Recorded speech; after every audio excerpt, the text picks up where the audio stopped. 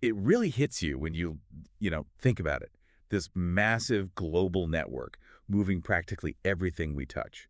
Ships, trains, trucks. Mm-hmm. But then you sort of peek behind the curtain and, well, the systems are surprisingly old. Yeah, really old in some cases. We're talking rail lines from ages ago, ports that are always fighting bottlenecks, trucking infrastructure just straining under the load. And all this while e-commerce is booming, companies are totally rethinking supply chains. Exactly.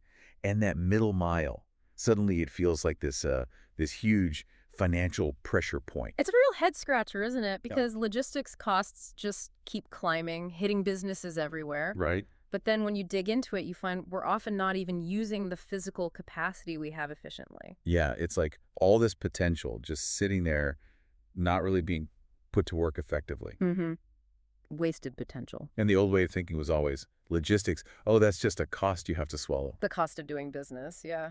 But thinking back on, some past work, applying AI to rail dispatch or looking at how you could maybe trade port-berth time futures or even valuing truck turn data, Mm-hmm. it made me think, All right. what if we just flipped that? What if we saw all this infrastructure not just as a drag on the balance sheet, but as something that could actually generate revenue? That's the core idea, really. A fundamental shift in how we look at it. So for this deep dive, our goal is basically to explore that. How do we get past that old cost center mindset? And start imagining, a future where freight infrastructure isn't just necessary, but it's a dynamic platform creating real value. Okay, so let's dig in.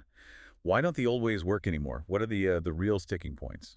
Well, a huge one is just how things are priced. Think about rail, think about ports. Their fees are usually just about volume. How much stuff are you moving? Seems simple enough on the surface. It does, but it totally misses the cost of delays.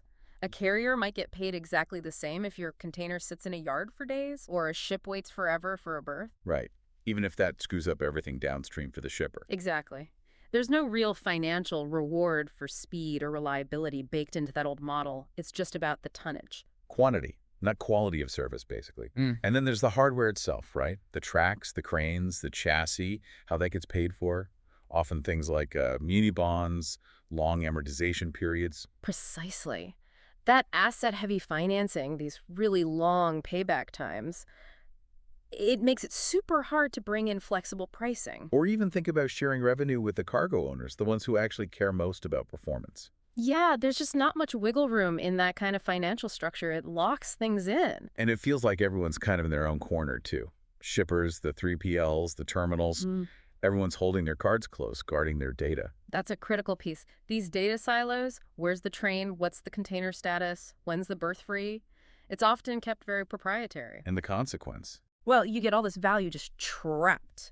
Idle containers sitting empty, trucks running back empty. It's a massive, massive inefficiency that we've somehow just accepted. Okay, so the traditional ways are clearly creaking under the strain. Yeah. What are some, fresh ideas? How could we actually tackle these things differently?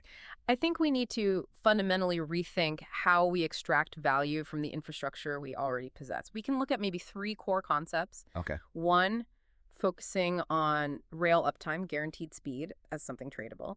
2, creating a kind of futures market for port berth slots. And 3, figuring out how to monetize all that empty truck backhaul capacity. Interesting. So instead of just waiting for more government money or some huge regulatory overhaul, which takes forever, Right. these ideas are about finding ways to create tradable value out of what's currently underused or inefficient. Exactly. They're designed to be more market-driven, using financial tools to actually incentivize efficiency and unlock that trapped value.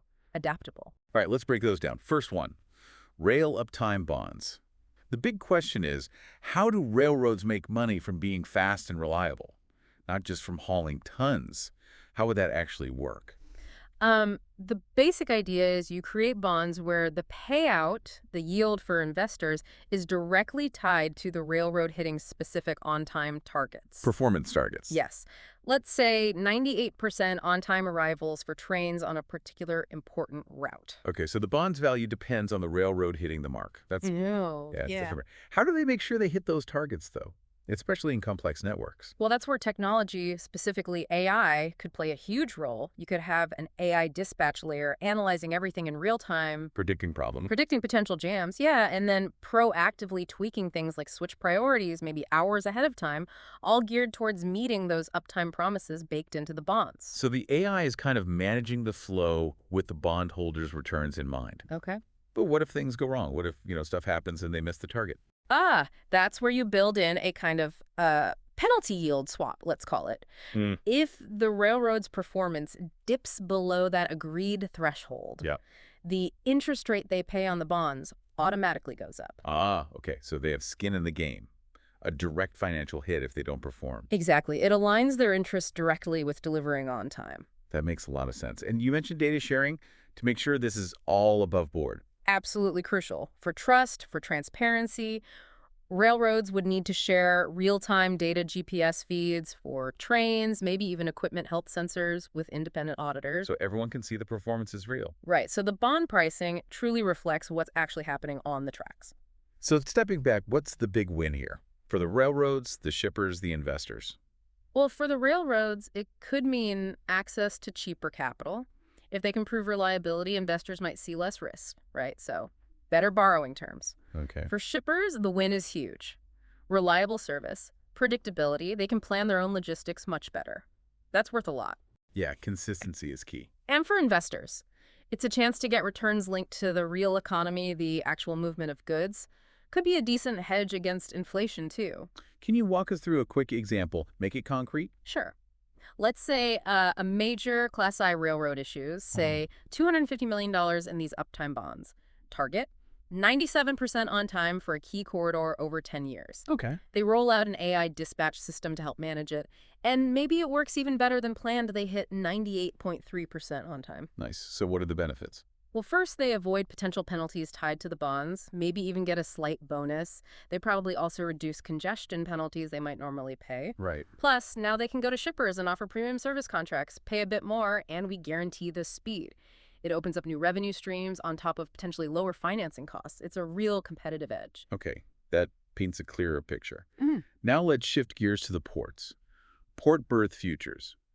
Turning those berth appointments from just a scheduling nightmare into like a tradable asset for managing risk. How does that work? The core concept is tokenization again. You basically create digital tokens, each representing a specific block of time for using a key crane. You know, the big ones that load and unload ships. So like one token equals 1 hour of crane X between 2 p.m. and 3 p.m. next Tuesday. Something like that, yeah. Maybe standardized blocks. And these tokens could be made available for trading maybe months in advance. Okay, so you've got these tokens representing future crane time. Then what? Then you could set up a digital marketplace, a smart berth exchange, if you will. An exchange. Yeah, where shippers, carriers, anyone involved can buy and sell these tokens based on what they expect their needs to be, or maybe potential disruptions they see coming, like bad weather. So if I'm a carrier and I think I'll need more capacity, I buy tokens. Yeah. If I suddenly have less cargo, I can sell the tokens I don't need. Exactly. It introduces flexibility and a way to manage their exposure to delays or surges. How does the Port Authority make out in this? What's their angle? They could generate revenue a couple of ways. Maybe a small transaction fee on every trade on the exchange. That encourages liquidity. Okay. And potentially, they could charge more for the initial tokens if they can consistently deliver reliable, efficient berth operations. If the port runs smoothly, the tokens representing its time slots are more valuable. Performance pays. Again. Mm-hmm. But what about when things inevitably go wrong? A ship takes way longer than planned. Right. You need a mechanism for that. Right. So you could have a performance guarantee tied to the tokens. If a ship's turnaround blows past the agreed window, Yeah. the holders of the tokens for that affected period automatically get some compensation. Okay, where does that compensation come from? It could come from a performance pool managed by the Port Authority, funded perhaps by a small slice of the token revenue or trading fees. It gives the port a strong incentive to keep things running smoothly. So it's not just speculation on slots. There's a backstop for inefficiency. Mm-hmm. What's the overall value here then? For the ports, it's a new way to monetize the certainty and reliability they provide. It's not just about handling containers anymore. Right, it's about selling predictable access. Exactly. For carriers, it's a hedging tool. Protection against congestion costs. If you absolutely need that slot, you can lock it in. Hmm. And the exchange itself generates valuable real-time data. What's the actual market price for berth access right now? That information alone is useful for future planning and investment. Can you give us a scenario for this one too? Okay, say a terminal operator lists X number of crane hour tokens for Q3. A big shipping line snaps up a bunch because they expect a busy peak season. Got it. But then, oops, one of their key ships gets delayed at the previous port. Now they have excess tokens for a week they can't use. So they can sell them. Right, they put them on the Smart Berth exchange. Maybe another smaller carrier desperately needs a last-minute slot and buys them, possibly even at a slight premium. The first carrier recoups some cost, the second gets needed capacity. Okay, that's straightforward. What about disruptions, like a hurricane warning? Ah, good one. Suddenly, everyone wants to get their ships in and out before the storm hits. Demand for tokens for the next 48 hours skyrockets. The price shoots up on the exchange. Exactly. The market mechanism helps allocate that suddenly scarce resource berth time to those who value it most urgently. And if the storm does cause delays later, that port-managed performance pool would kick in to compensate token holders affected by the shutdown. The port benefits from the initial sale and all the trading activity. That really highlights the flexibility and risk management aspect.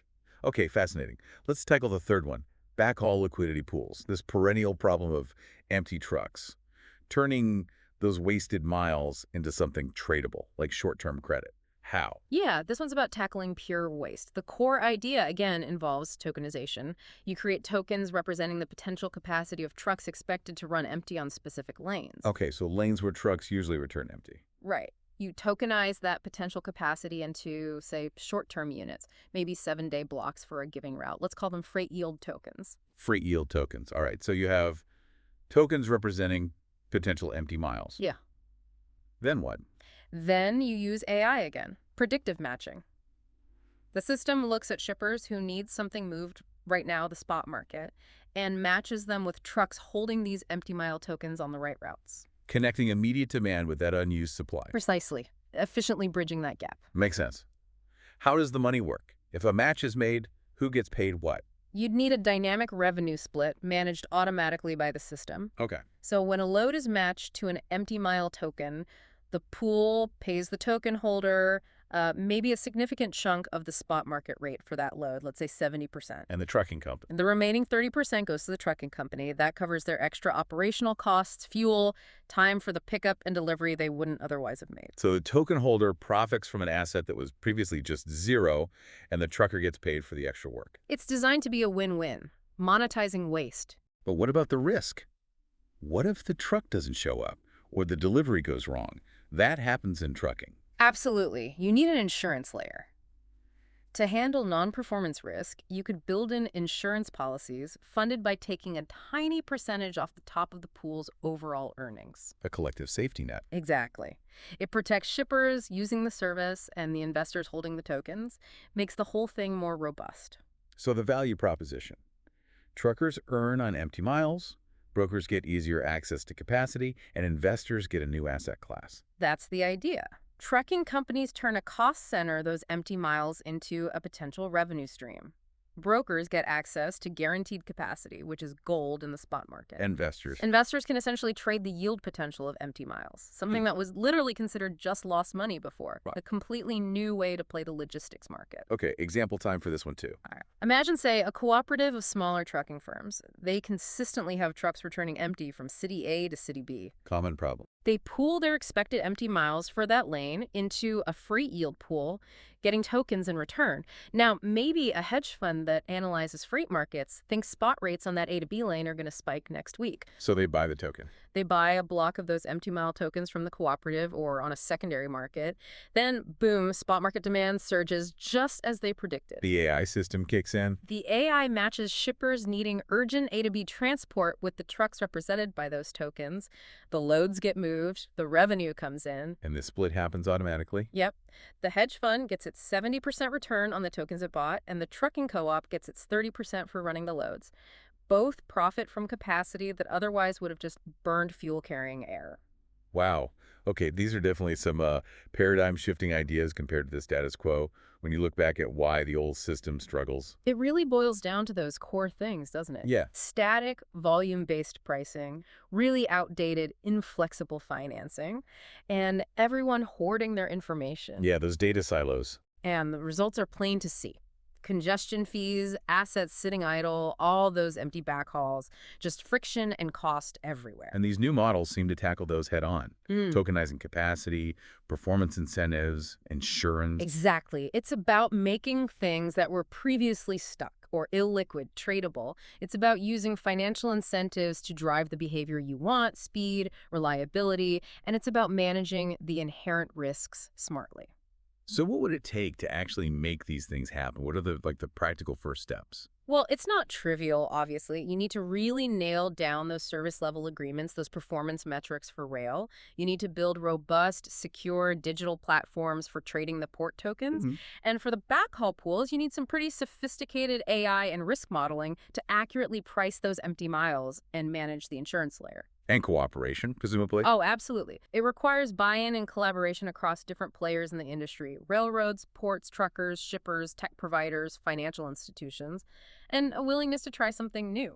So bringing it back to the listener, maybe they're running a business, maybe they're just fascinated by how things work. Why should they care about these, seemingly niche financial ideas for freight? Because fundamentally, this isn't just about optimizing logistics. It's about unlocking potentially huge amounts of economic value that are currently dormant. Okay. For any business leader listening, understanding this shift could be a serious competitive advantage. Thinking about your supply chain not just as how do I cut costs, but as how do I leverage the performance of this system, maybe even monetize aspects of it. That's a completely different way of operating. Thinking of logistics as a potential profit center, not just overhead. Precisely. And these models offer a way for capital markets, for investment, to directly fund and reward efficiency improvements in the physical infrastructure that, let's face it, underpins almost everything in our economy. It connects finance directly to operational performance in a very tangible way. Yes.